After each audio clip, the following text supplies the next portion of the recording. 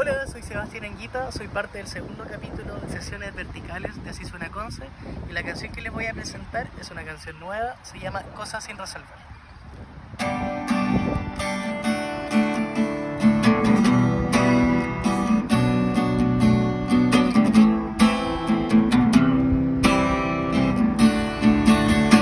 Hay cosas que están y se van, al final del día algo queda. Todo estará bien, te haces creer que no llueve.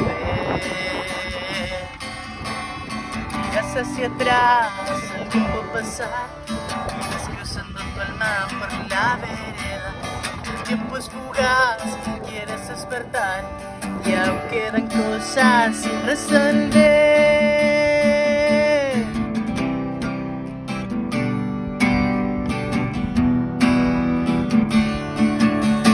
Miras la ciudad, la luz de verdad, en el horizonte de un río ajeno.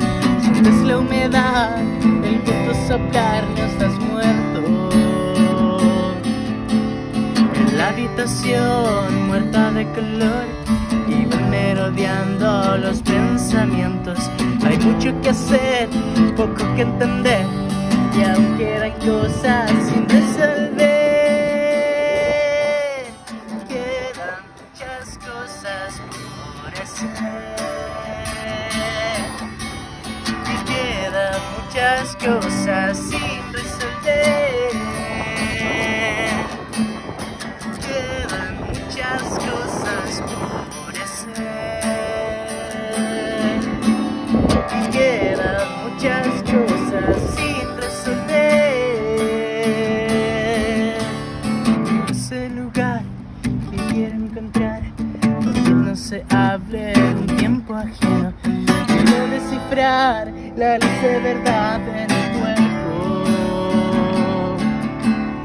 Miras hacia atrás, el tiempo pasar, vas cruzando tu alma por la vereda. El tiempo es fugaz, quieres despertar y aún quedan cosas sin resolver. Quedan muchas cosas por hacer. Muchas cosas sin resolver. Quedan muchas cosas por hacer. Y quedan muchas cosas sin resolver.